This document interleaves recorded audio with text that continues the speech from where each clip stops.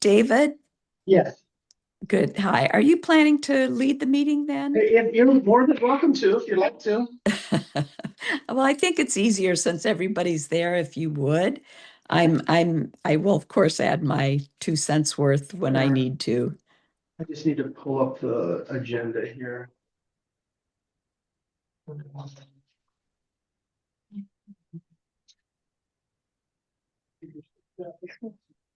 Thank you, David. When was the agenda sent? It was sent late last week, right? Pull it up. If you go through the City of Tucson boards and commissions, Fort Lowell, you'll find it.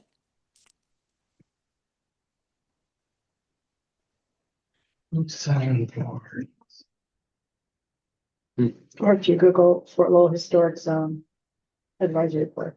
It's up here. Oh, okay. As long as it's up there. Usually I can read that. Okay.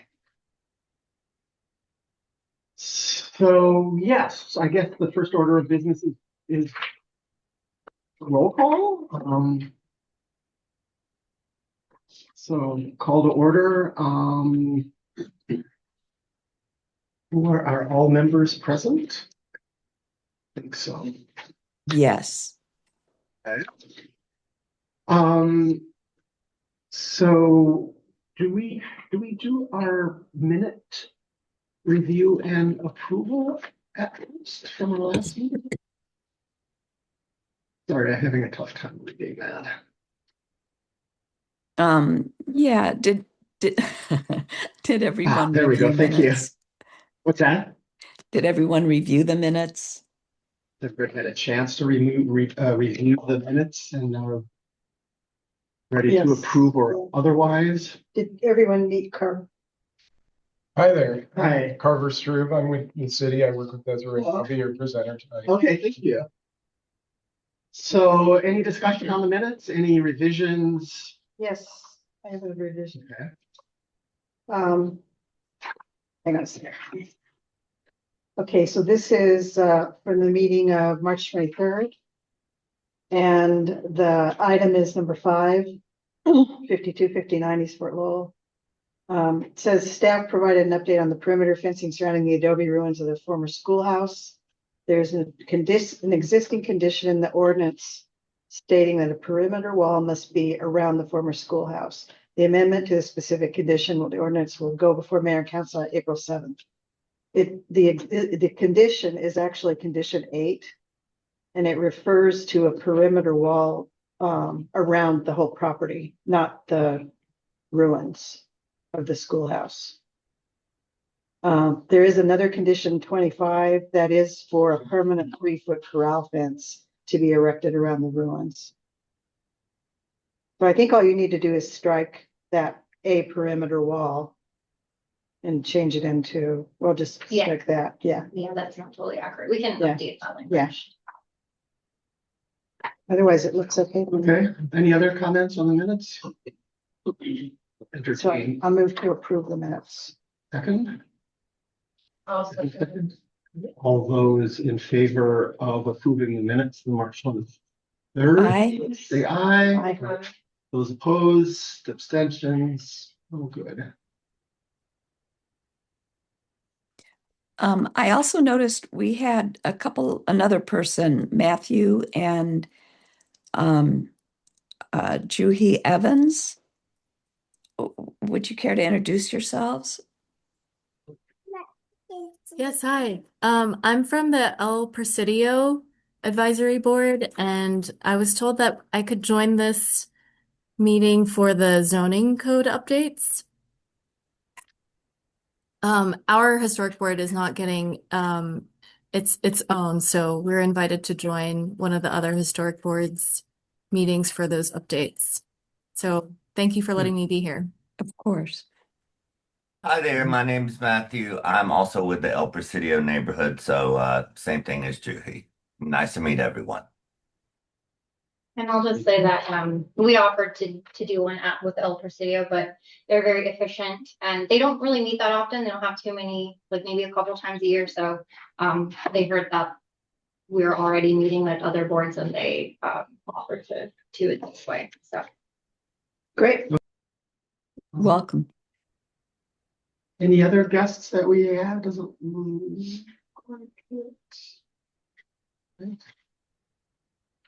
Okay, I think we can move on to agenda item 3. No.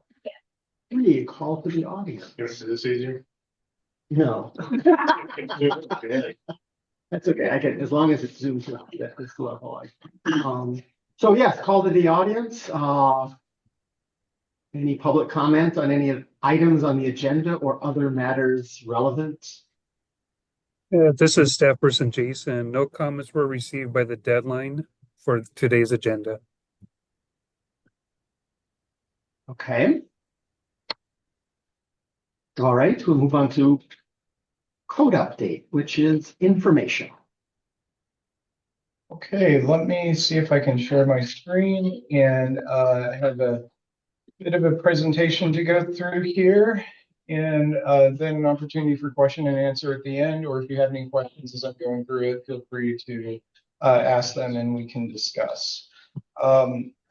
We're here this evening to talk about a code update that was initiated by Mayor and Council in December of this past year. This is a broader code update that includes some historic components, but it's much larger than that in terms of the items that are being considered.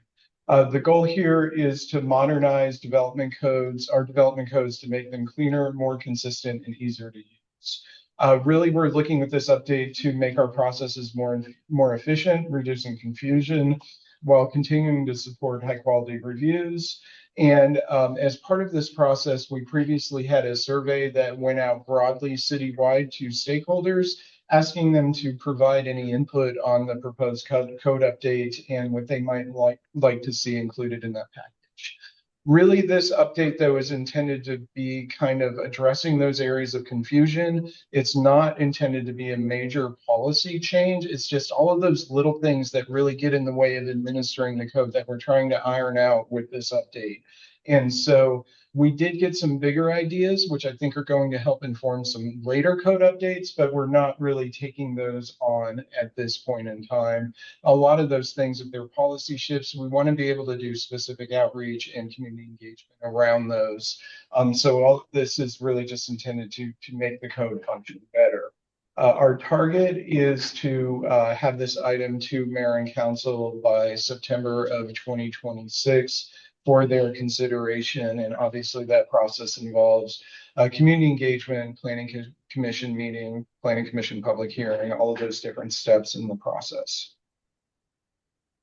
Why is this not responding? Bear with me. Okay, so when we're looking at this update, one of the things that we want to ensure is that everything that we do is consistent with city policy. This includes the newly voter-approved Plan Tucson general plan, as well as our Tucson Resilient Together climate adaptation plan, and also our housing affordability strategy, or HAST. So we are looking at those documents as we continue to move forward through these code updates. So there are a couple of things that we really want to achieve for this package. And one of the things that sort of precipitated this was the sign code. There is a sunset date for the sign code that was put in by Mayor and Council at the table when it was last reauthorized.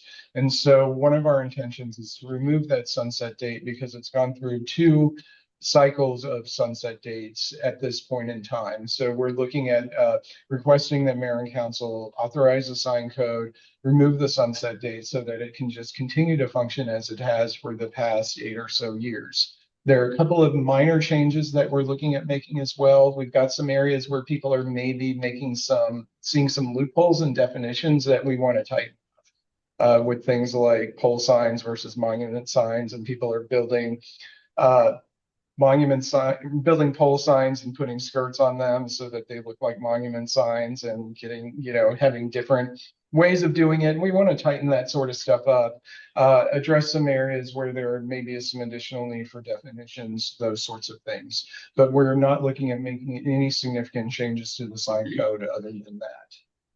We also have a couple of different state bills that have come down the line that the state has asked us, if you will, to make some changes to our code. These primarily relate to the adaptive reuse bill. There were actually two bills for adaptive reuse. The initial one the city complied with and did that within the prescribed timeline. And then the state came back and realized that that bill was not maybe the best written piece of legislation that it could have been. There's a lot of confusion about things like site versus lot and some other terminology like that. So they came back with the second bill, and now we need to go back in and make some changes to fix the things that the state already fixed. So that's number one. The other piece of state legislation has to do with construction hours during periods of high heat and allowing construction noise earlier in the morning to protect workers from heat stress. That is something, again, the state said you need to do this, so we are going to be in compliance with that. Also, as I already mentioned, we really want to improve usability of our development codes. There are areas where things are just not clear.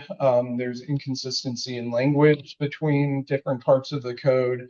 You know, sometimes it may say setback, sometimes it may say perimeter yard, for instance. So we want to bring consistency to the document there, just making it easier for everybody to use because, you know, it takes a long time to really understand that code because it's just the way it's been put together. So we want to just try to address as many of those things as we can. If there are any inconsistencies, errors, spelling errors, inconsistencies between different code sections, we are looking at cleaning those up as well. And those are in the UDC, Unified Development Code, as well as the Administrative Manual and the Technical Standards Manual.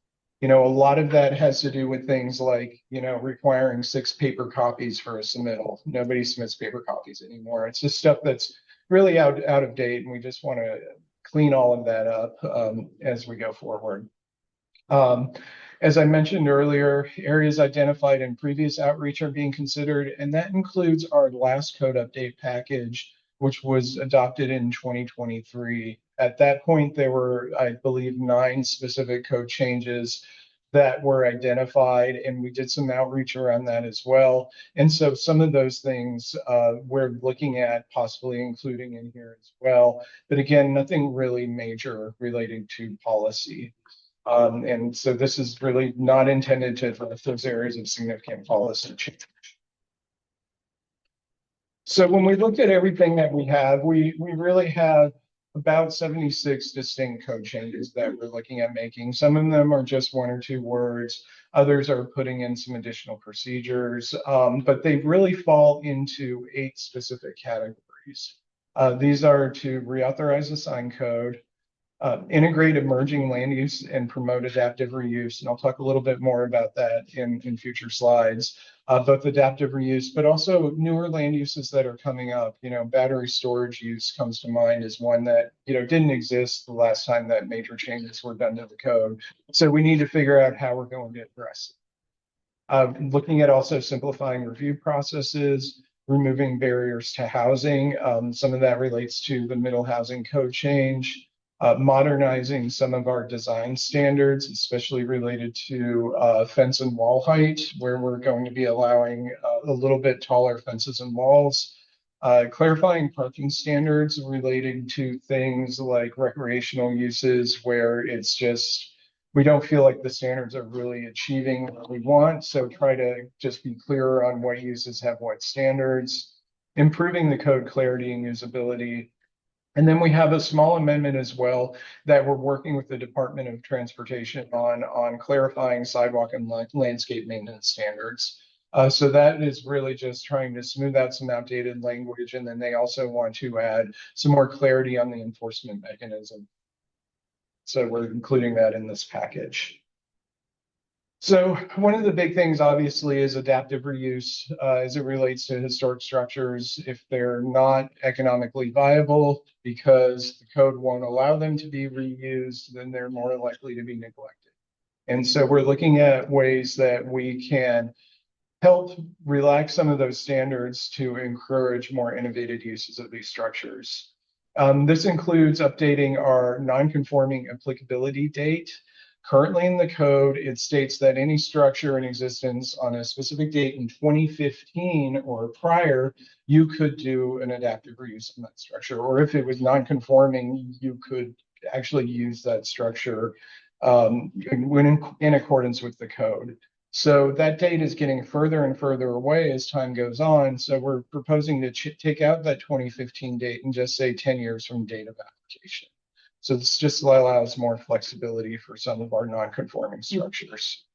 Also permits substitution of non-conforming uses from a different land use class.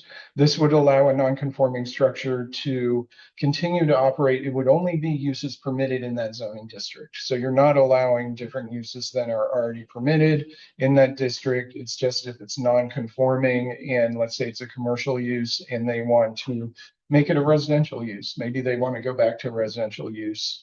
You could do that provided that the zoning permits it. Also allowing food service restaurants for adaptive reuse, relaxing some standards to allow alleys to be used for maneuvering on commercial uses of existing structures. That can be a big concern with some of the adaptive reuse, simplifying parking standards for existing structures, and also permitting cultural uses more broadly. That was something that came up prior to their fire with the Ignite Sign Museum, where they were looking at, could we do a bar as part of this to just help kind of support the museum? And the code really didn't permit it, but with being a little bit more broad here, it would give them some flexibility so they could continue to operate. In terms of really historic specific or historic preservation specific update, one of the things is that the code lists the Historic Preservation Office as located in the Department of Housing and Community Development, as it was, I believe, at the time that the code was actually adopted. HCD doesn't have anything to do with that at this point, so we're just looking at changing the code to reflect what is actually the organizational structure of the department or of the city department. So that's just making that sort of change. We're also proposing changes to the minor historic review process, removing the cost threshold for minor historic reviews that would trigger them. And I think it was $1,500. Okay, so at $1,500, and then allowing virtual and electronic reviews for minor historic reviews, which is apparently current practice. However, I do want to emphasize that is not a requirement. If there is a need or the option for an on-site review, then that can still be required. So that's, as we're proposing it, it would just be in those really minor cases where they could occur without a site visit. And a couple of additional updates. This one is really, I think, pretty interesting, and I like it, is that there would be a requirement that any demolition within the city be posted at least 15 days prior to the demolition. And we would do that consistent with other processes that are current posting requirements that are currently in place in the city. So the posting requirements for rezoning or a special exception that you have to post within certain intersections and the sign has to say A, B, and C. We do something very similar to that so that there would be posting on a structure and awareness should a demolition occur. And that would be all structures citywide. It's what we're looking at, just so that people know and are informed about what is going on. There's also a proposal to add language to clarify the process for updating to historic preservation zone design guidelines. So this is not changing any design guidelines.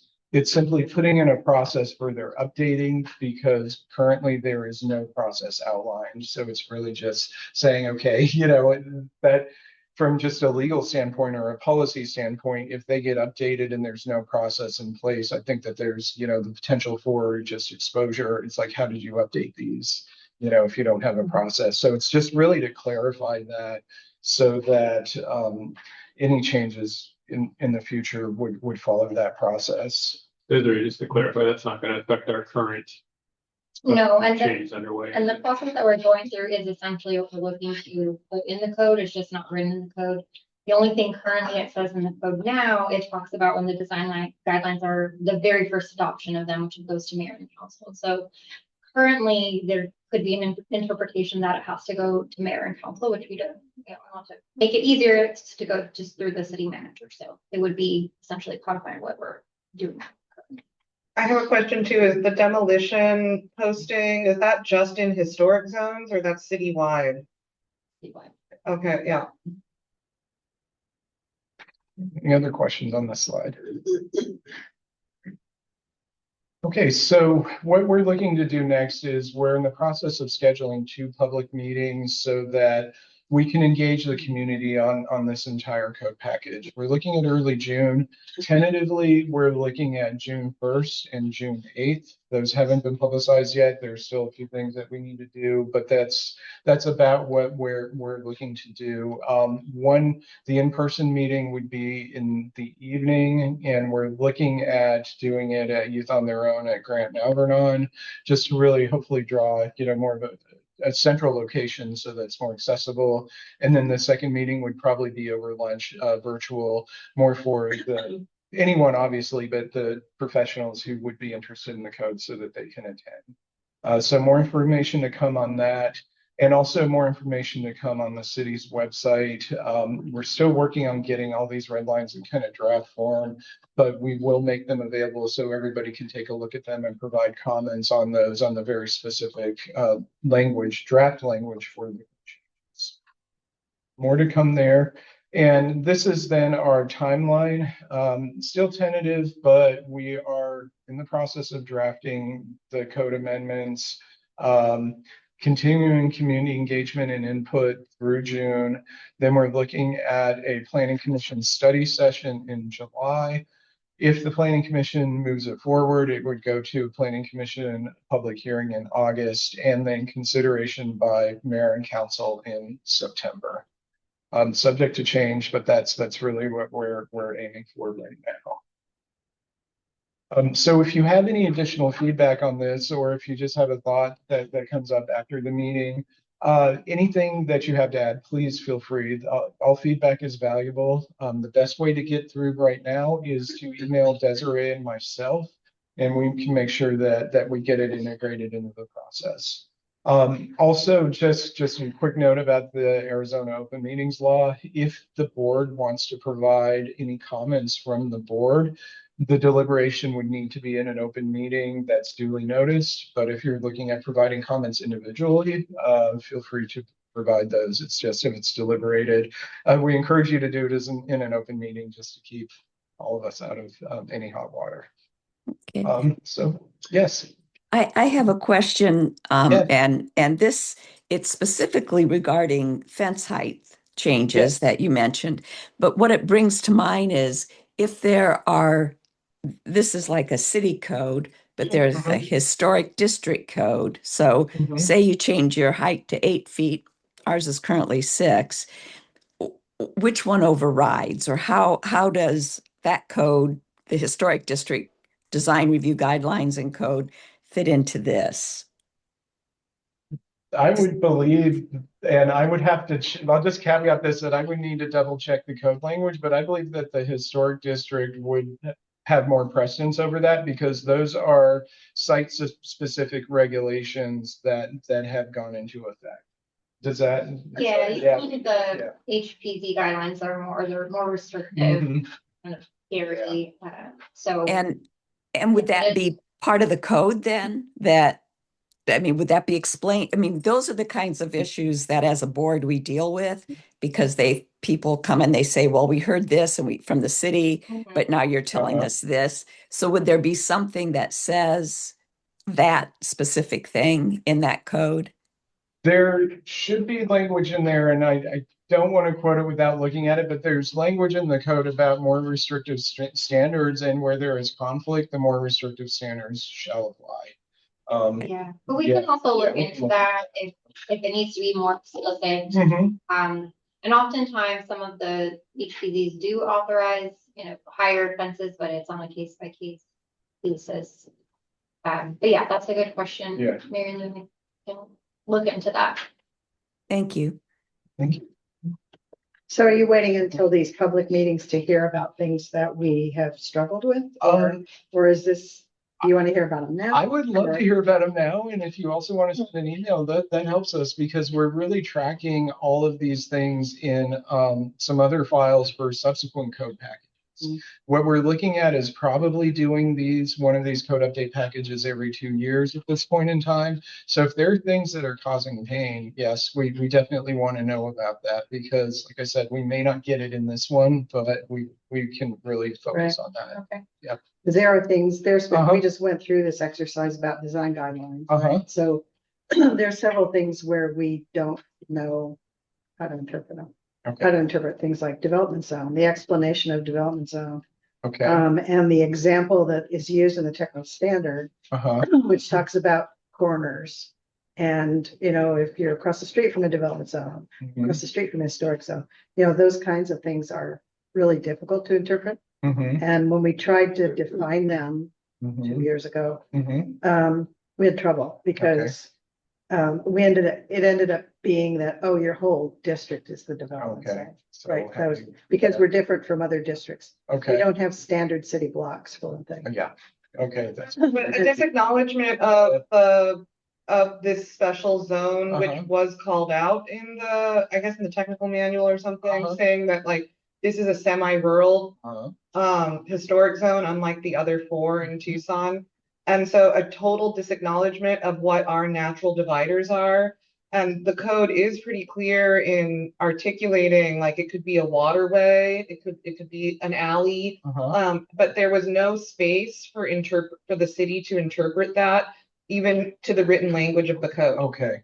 So definitely greater clarity was needed because the point of the development zone is to be able to see a micro niche environment within the historic zone, especially in Fort Lowell, where we have a variety of sub types of architecture. So like the houses that are near the fort complex are completely different than the old barrio.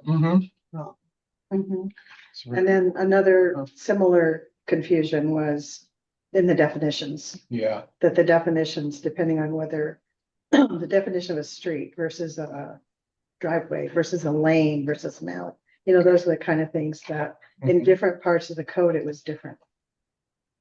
Yeah, that's something we're trying to get a handle on that even now. Absolutely. Yeah. Yeah. Yeah. It is, but we're trying to get it out. I really appreciate both of those actually bringing them. And I'll be happy to send you some of I can go back to my notes and that would be emails fantastic. and try to, consolidate those into here's why we're confused. Yeah, I think that'd be extremely helpful because some of that we may be able to get into this package, especially the things like definitions where we're seeing definition issues. That's not a major policy shift. Right. So exactly. We've done that with other segments of the code. So that'd be extremely helpful. That's also just come up around one of the most primary vocabulary words used in this process, which is structure. And it's pretty clear to me what the code says at, above, or below grade, but there's a continuous inability to interpret that definition correctly. So to me, articulating what a structure is, which is like the primary topic of the development department, to me seems important. Point. So you said there'd be changes to how minor reviews are. Minor reviews. Can you elaborate on that a bit? So that's really where the minor review gets triggered at the $1,500 amount. What do we do? You want to go back to? Yeah, I'm trying to. So there's a line in the code that basically in the definition or the requirements for the minor review that says anything above $1,500 essentially is a full review. And today, what can you do for $1,500? So my question is there what's going to be the line with which you say, okay, now that's a full review, right? Nothing else is changing. We're just taking that away, which we're not applying at because essentially we wouldn't have any minor reviews. So it's only that one. Yeah, just removing the $1,500. And I mean, we don't look at price. We don't look at fees. That has no bearing on what is proposed to, what kind of alterations. So it's not actually taking into account other specific instances, like say for Right, like everything else in Replace that it. section will change. Okay. It's just the, Yeah. the line that anything above $1,500 is disqualified from the minor. So what is it then?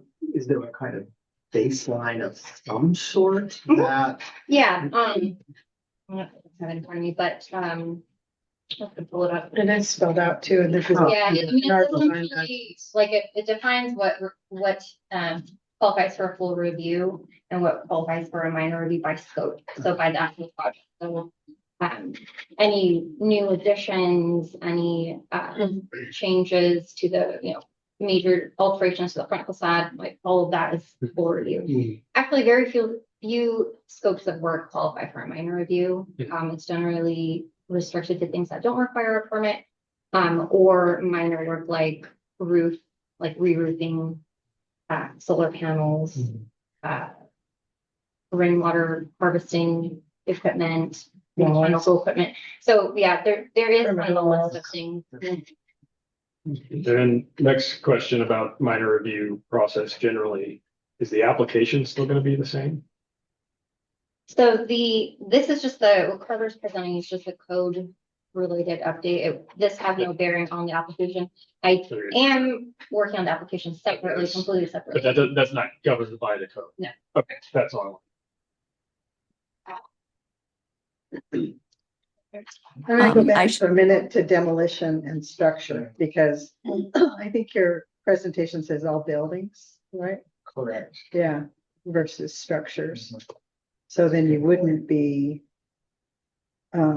flagging any other structures like monuments or Good even question. signs, right? Yeah. And I'm trying to think what would trigger a permit where we could enforce that. I think that's really probably the biggest question. Yeah, but I think that's a really good point and something we can talk about as well. Yeah. And whether it's contributing or non-contributing, and Yeah. all of those other considerations in historic. And this is all demolition. Is there a way to differentiate it by saying historic demolition within historic zones is different somehow? No, I think, in my experience, one of the problems has been demolition outside of historic zones of historic structures. Yeah, it happened in my neighborhood recently. The city just tore down a single family home that was vacant, Yeah. an adobe. Yeah, and I mean, some of the other concerns that have come around is like from other neighborhoods, like asbestos, just dust, traffic, like other things to just allow people to be informed, right, that this is happening in their neighborhood. In addition to. I wanted to make sure, first of all, that the folks from El Presidio know that they can talk also, because we have two guests here to hear this topic. If you had questions. Thanks, Mary Lou. I'm okay right now. Okay, Thank you. okay. Very good. Yeah.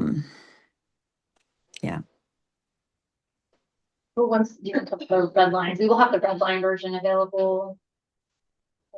Yeah, hopefully, in the third week of May is what we're shooting for, to have the red lines available and posted online. Prior to the outreach meetings, they will be available, so that you can take a look at those. And if you have any questions and are able to attend the outreach meetings, you can do that, or just reach out to us directly as well. And when will those dates be available? I mean, it's not something that you're pushing out, but we have to go looking for, right? The dates of the meetings. We will push those out. We just haven't gotten our final availability confirmation on the space, but the two dates are tentatively June the 1st and June the 8th. And when we do finalize that, there will be a broadcast citywide through our regular email channels of those events. So they will be, yeah. Whoops, probably. I can send those. Yeah. I have one other question about the state laws. You following the state law about historic districts? And I don't know what happened with the last one or whether it's even been. There's still one that's making its way through. Do you think that'll have any impact on our code? Essentially. I kind of allow, at least the Can you version explain it? I I've seen. can't even explain it to this group about what it is. So there's a proposed amendment to the middle housing policy that was adopted by the state legislature last fall. 2024. Yeah, but the city adopted this last December, last fall. Exactly. Yeah. So there have been a series of amendments, and I'm not prepared to go into detail because it keeps changing. The one thing that it would potentially, or it would allow municipalities to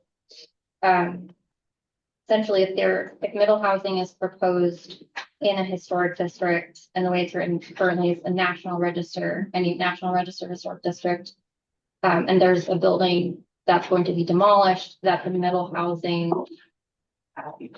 development options would not be available to that.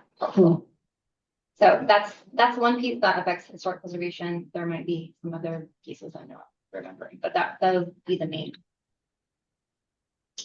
piece. But I think that is optional. So I don't think it's like the state telling cities they have to do that, but it The state allows. could adopt it. Yeah.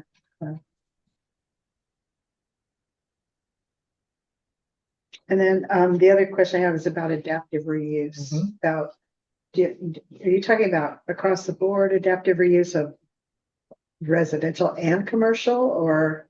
It depends on the specific amendment. There was a state law that related to adaptive reuse of commercial and industrial sites for residential.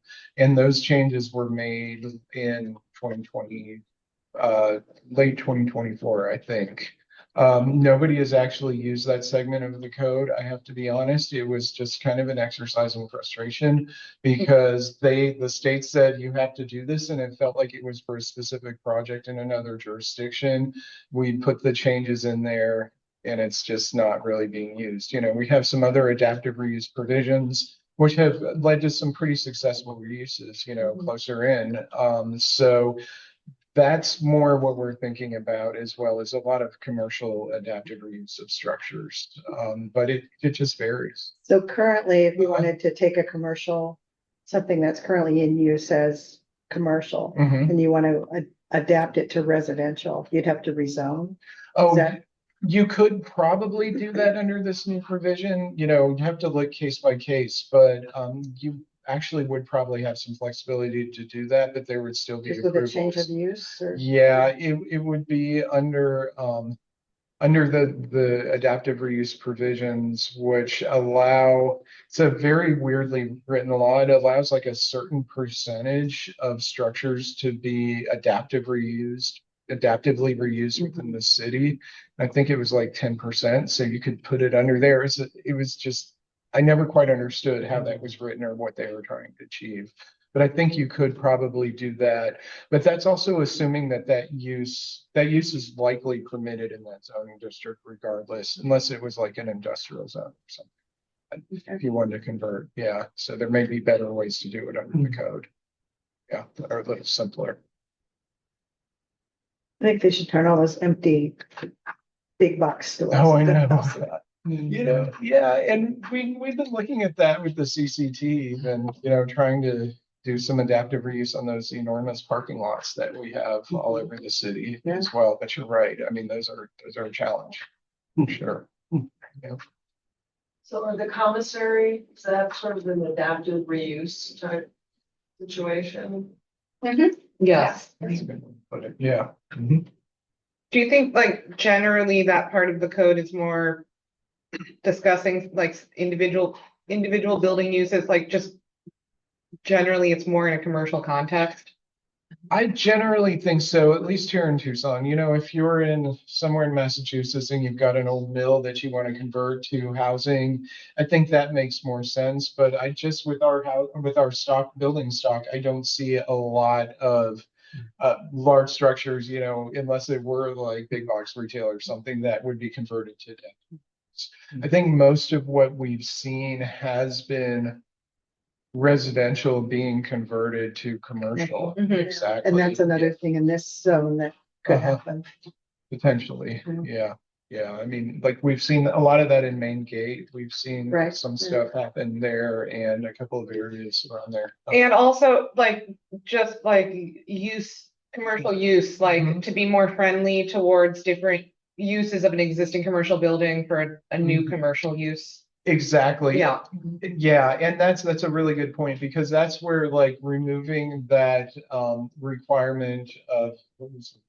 The use class requirement Yeah. for non-conforming use. So you have more flexibility if you're going to adaptively reuse your structure. Mhm. You can do it pretty much if it's non-conforming for any use in that district, instead of you would have to say stay commercial or office or something. Mhm. Yeah. So I think that's a lot of what we're trying to do with this package is balance that flexibility with maintaining the protections that are really important. That's really, you know, we see things where it's like, why are we doing this? It's not giving us the result we want, but we want to make sure that, you know, the reasoning behind it stays in effect. So so what use is the commissary currently designated as?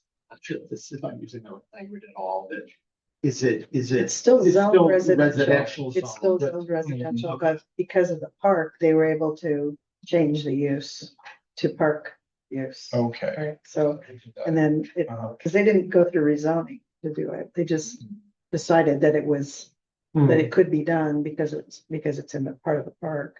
And so now it's gonna actually be used for retail, right? And commercial. And that's allowed as part of it being zoned as part of the park? Yeah, Is that what I'm hearing? because park use is more flexible. Yeah. I That's think, my understanding. Tell me if I'm I wrong. believe that's the case, yeah. It's a grant, I mean, you had grant. The bond, yeah. And you said it has to be open to the public, right? It can't be Mhm. Well, I mean, residential. Yeah, that was the premise, yeah, is that if you're gonna spend $5 million on it, and the public paid for it, right? Should have the right to go buy a cup of coffee. That's right. Just go walk around the backyard.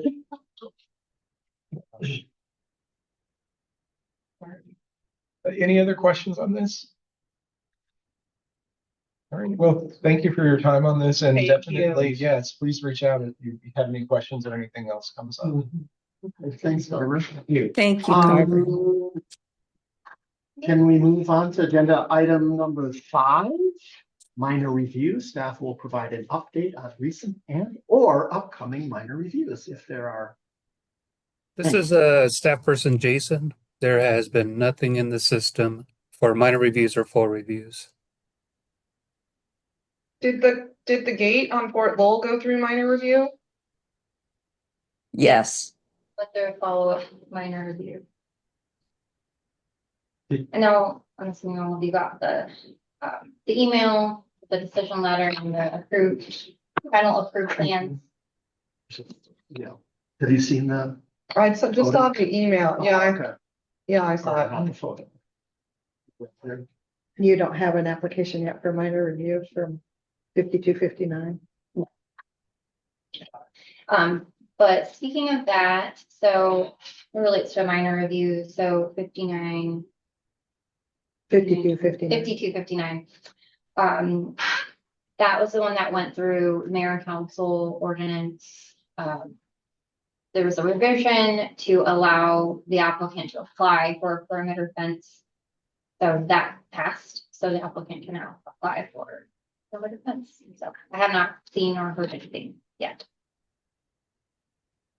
So I feel like I didn't get notice of the minor review regarding the gate on Fort Lowell at the, I don't know what next to the Sackheim property. 5440. Yeah. How was that noticed? Like, That went to the chair.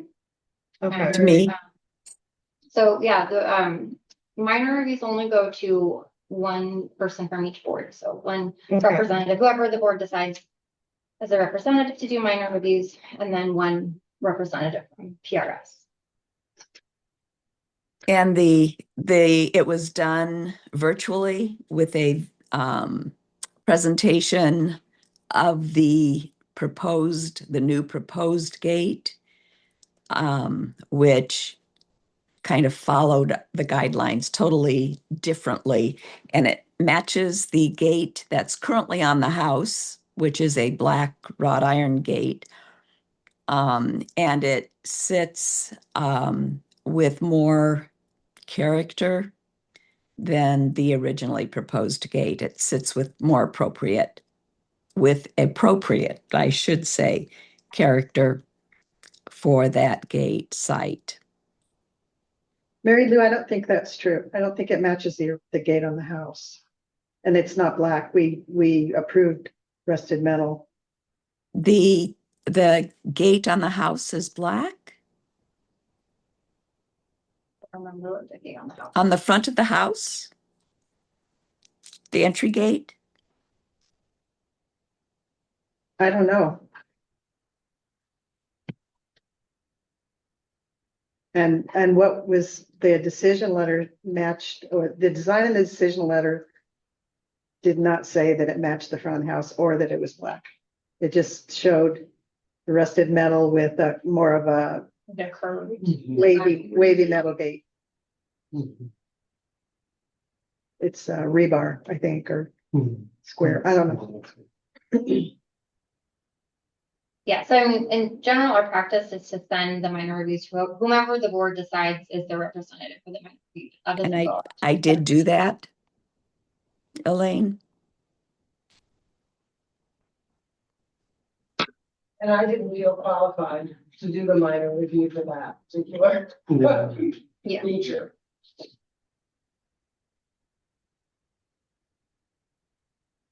Okay.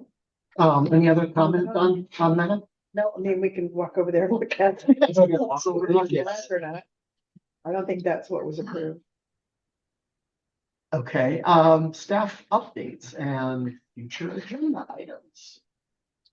I don't have any additional staff updates. Those were my updates, and it doesn't sound like we have any reviews anyways for agenda items. Okay. We'll let you know if we get more reviews. I'd like to request, and then something that wouldn't be on a future agenda, but maybe if you can facilitate it, or I'm happy to try to facilitate it, is a tour of the commissary in the Donaldson House by the board. Yeah, I would appreciate that. Yeah, I just found out today that the grand opening is going to be May 28th. Okay. So I'd really like for us to go Both. through it and, Both buildings? I think probably both, yeah. I'm having a concern about the commissary. There was a condition around the bike racks that were installed, and it was completely ignored in addition to placing the bike racks on a concrete pad, which was never discussed. Also, the alter-able parking is on a giant concrete pad, front and center of the historic site, and that concrete pad was never discussed either. And I'm just somewhat concerned about how this is impacting the visual landscape of this multi-million-dollar project. And also why a condition was just blatantly ignored by the city sub. Can we talk about it at the next meeting? Yeah, I'll look into that. I can send you the plans. You have the plans? The approved plans for 24? For the commissary, commissary, yeah. I pulled them up and I looked at my motion that I made at the time that we last discussed them, and there was no concrete pads discussed in front of the structures. And especially those specific bike racks, it stated that a different solution was needed. That those looked nothing like the historic landscape. They were actually supposed to look like these bike racks. And there was no discussion of the bike racks being placed on a concrete pad, and that pad is significant. The alter-able parking pad is very large, and a major impact to the visual landscape of the experience of the buildings. So Okay. Yeah, you want to reach out to Jasmine, or should I, or? I can look into it. I mean, it could have been, departments, building requirements, I don't know, I'd have to look and see what. No, but about a tour, that's what I'm, Oh, if we could do it either one, 2 weeks? I'm happy to do that, yeah, before our next meeting anyway. sure. And the reason I say before our next meeting is because we have our annual meeting on the 17th. Okay. Our neighborhood association annual meetings on the 17th of May. And I'm hoping that Paul Cunningham and Rex Scott and Jasmine will come Okay. to kind of announce that it's Okay. finished and like, Yeah. Either way, if you want to Yeah. reach out to her, it's easier to coordinate dates and stuff. checks me, answers me when I call sometimes. Okay. That's a great idea. Yeah. I enjoy that. Oh, sorry, Dave. Anything else? Future agenda items? If not, do I hear a motion for adjournment? I think you can just announce. I it. just, good, because these chairs are incredibly uncomfortable. I